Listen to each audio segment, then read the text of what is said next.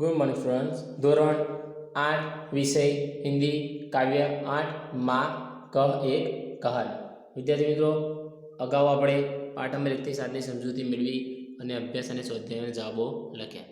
આપણે 8મા નંબરના કાવ્યની આજે સમજૂતી મેળવીશું કે માં ક એક કહાની, કે માં એક કહાની કે, જેના કવિ છે મૈથિલી શરણ ગુપ્ત. વિદ્યાર્થી મિત્રો, અહીંયા તમને મૈથિલી શરણ ગુપ્તનો પરિચય આપ્યો છે. તમારે અહીંયા વાંચીને સમજી લેવાનું રહેશે. આજે આપણે ડાયરેક્ટ કાવ્ય જોઈશું, કારણ કે કાવ્ય ઘણું બધું લાંબુ છે, બરાબર. તો આ કવિ પરિચય તમે વાંચી લેજો કે કઈ કઈ રચનાઓ છે, તે જ છે, બીજું કશું છે નહીં. આપણે આ કાવ્યમાં શાની વાત છે તો બી સેકન્ડ પેરેગ્રાફમાં આપ્યું છે કે મારને વાલે से बचाने वाला बड़ा होता है, यह उक्ति चरितार्थ हुई है. શું કહે છે? મારવાવાળા કરતાં બચાવવાળો મોટો છે. એ પંક્તિને અહીંયા સમજ આપી છે. ગૌતમ બુદ્ધ કે જીવન છે. કોને જીવનમાંથી? ગૌતમ बुद्धना. संवाद शैली की इस कविता में गौतम बुद्ध के बचपन की एक घटना का उल्लेख है, जिसमें उनका पुत्र राहुल माँ यशोधरा से राजकुमार सिद्धार्थ की उसी कहानी को दोहराने का आग्रह करता है, जिससे उपयुक्त उक्ति परिभाषित हुई थी. ये गौतम बुद्धની સ્ટોરી છે, બરાબર, જેમાં એમનો પુત્ર રાહુલ એ માતા યશોધરાને કહે છે કે સિદ્ધાર્થની કહાની કે. શું કહે છે? माँ कह एक कहानी, बेटा समझ लिए क्या तूने मुझको अपनी नानी. અહીંયા ચિત્રમાં જોઈ શકો છો, બરાબર, બાળક અને માતાને કહે છે. શું કહે છે? માં તો રાહુલ, અહીંયા આપણે જોયું કે રાહુલ, બાળકનું નામ શું છે? રાહુલ, અને માતાનું નામ यशोधरा. तो राहुल यशोधरा से कहता है कि माँ एक कहानी सुनाओ ना, कह एक कहानी सुनाओ ना. बेटा समझ लिया क्या तूने मुझको अपनी नानी. तो यशोधरा माता કહે છે કે બેટા तूने मुझे अपनी नानी समझ लिया है क्या. આપણે જોઈએ છીએ કે મોટા ભાગે આપણે દાદા દાદી અથવા નાના નાની આપણને કહાણીઓ એટલે કે સ્ટોરી સંભળાવે છે, એટલા માટે આવું કહે છે. આગળ છે, कहती है मुझसे यह चीटी. चीटी એટલે કે बेटी, तू मेरी नानी की बेटी. कह माँ, कह लेटी ही लेटी. राजा था या रानी, माँ कह एक कहानी. શું કહે છે કે यह दासी मुझसे कहती है. चीटी એટલે કે અહીંયા ગયા દાસી કોને કહે છે તો કે એ બાળક પેલા એને કહે છે, નાનીને. તો કે તું मेरी नानी की बेटी हो.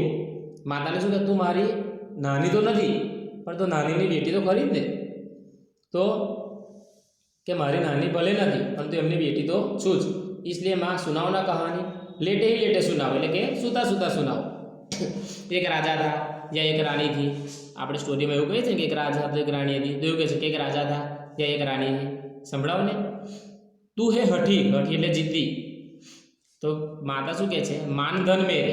माता कहते तू है हठी मानधन मेरे बेटे, तू बहुत जिद्दी है. अच्छा तो सुन सुन. उपवन में बड़े सवेरे तात भ्रमण करते थे तेरे, जहाँ सुरभि मन मानी. શું કહે છે? એક दिन बड़े सवेरे, बड़ी सुबह, तेरे पिता तात भ्रमण, तात એટલે કે पिताश्री, बगीचे में घूम रहे थे. तो उस समय वातावरण में मनपसंद खुशबू फैली हुई थी. सुरभि मन मानी એટલે કે मनपसंद खुशबू फैलेली હતી, એવું કહે છે. તો જहाँ સુરભી મન માની, હા માં यही कहानी. તો બાળક શું કહે છે? બાળક એટલે કે યાર રાહુલ સમજવાનું તમારે કે મનપસંદ खुशबू फैली हुई थी. हाँ माँ यही कहानी सुनाओ મને, આ જ कहानी સંભળાવો. वर्ण वर्ण के फूल खिले थे, झलमल कर हिम बिंदु झिले थे, हल्के झोंके हिले मिले थे, लहराता था पानी.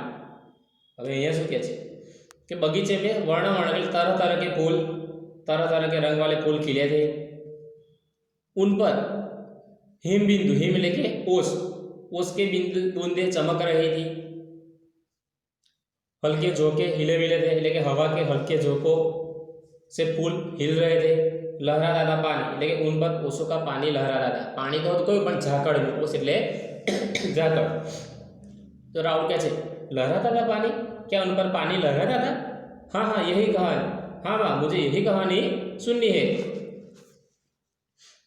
गाते थे खग कल कल स्वर से.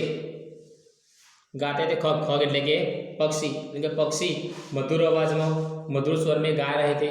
सहसा एक हंस ऊपर से, सहसा એટલે કે अचानक, एक हंस ऊपर से गिरा. सहसा एक हंस ऊपर से गिरा.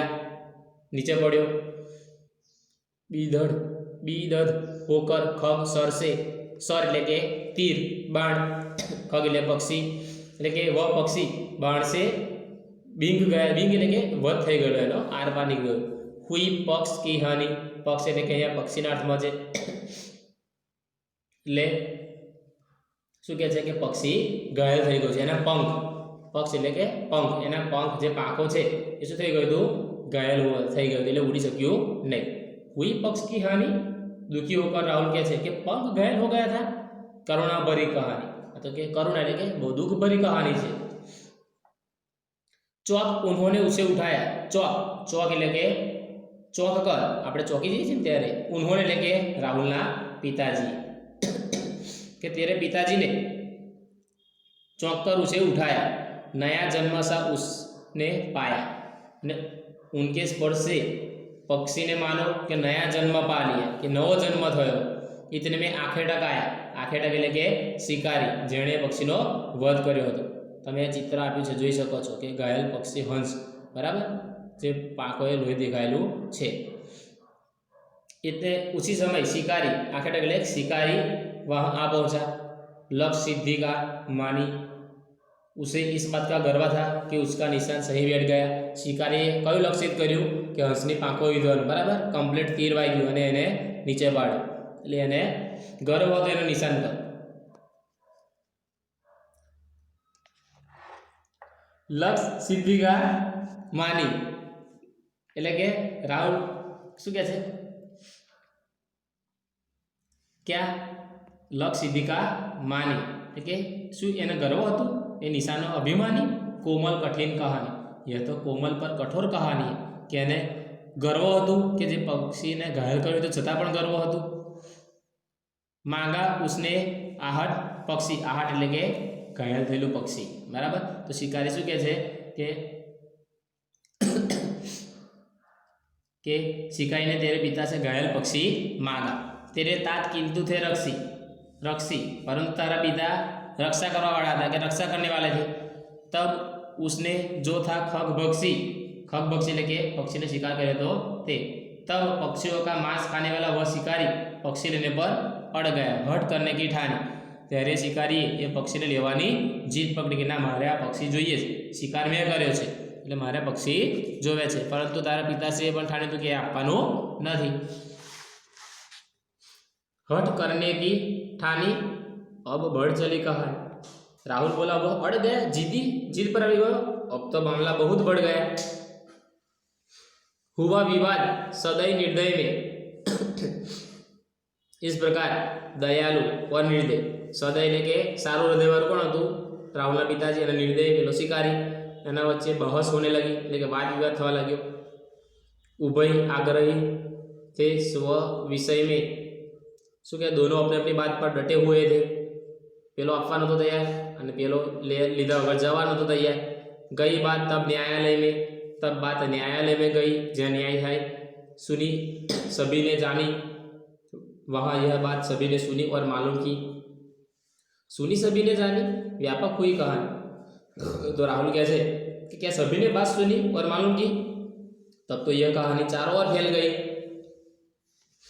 राहुल तू निर्णय कर इसका न्याय पक्ष लेता है किसका तो माता शू कहे यशोधरा कहती कि हे राहुल तू इस विवाद का निर्णय कर और बता कि न्याय किसका पक्ष लेता है कौन पक्ष ले से तू के कह दे निर्भय जय हो जिसका सुन लो तेरी बानी लेके जुबानी तू निर्भय होकर बता दे कि इसमें किसकी विजय होगी जरा तेरी भी बात सुनूं हूँ तारी पण बात सांभी लो माँ मेरी क्या बानी तो राहुल कैसे माँ मैं क्या बताऊँ मैं सुन रहा कहानी मैं तो बस कहानी सुन रहा हूँ शू बतावे एम तो आगे कैसे कोई निरपराध को मारे निरपराध के जे निर्दोष जेनो कोई अपराध ना हो एने को शू कहेवाय निरपराध अथवा निर्दोष तो क्यों अन्य न उसे उबारे जो कोई किसी निर्दोष को मार रहा हो तो दूसरा उसे क्यों ना बचाए उबारे એટલે કે બચાવું કેમ ના બચાવે रक्षक पर भक्षक को वारे न्याय दया का दान है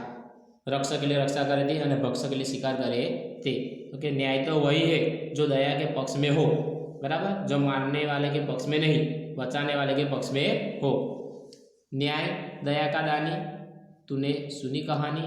शू के राहुल ने कहा क्या दया न्याय का दान देती है? यशोधरा बोली तूने सचमुच कहानी समझ ली, તે શું સાચે જ કહાની સાંભળી લીધી? આટલા સુધી આપણને આ કહાની કહી છે. તો વિદ્યાર્થી મિત્રો, અહીં આપણો કાવ્ય નંબર 8 પૂર્ણ થાય છે. તમારે આજના વિડીયોને ધ્યાનથી સાંભળીને કાવ્યની સાહિત્ય સમજવાનું છે અને પછી તમારી નોટબુકમાં આ પાઠના શબ્દ લખવાના, આ કાવ્યના શબ્દ લખવાના રહેશે. હવે આપણે અભ્યાસની સમજૂતી આગળના વિડીયોમાં મેળવીશું. Thank you.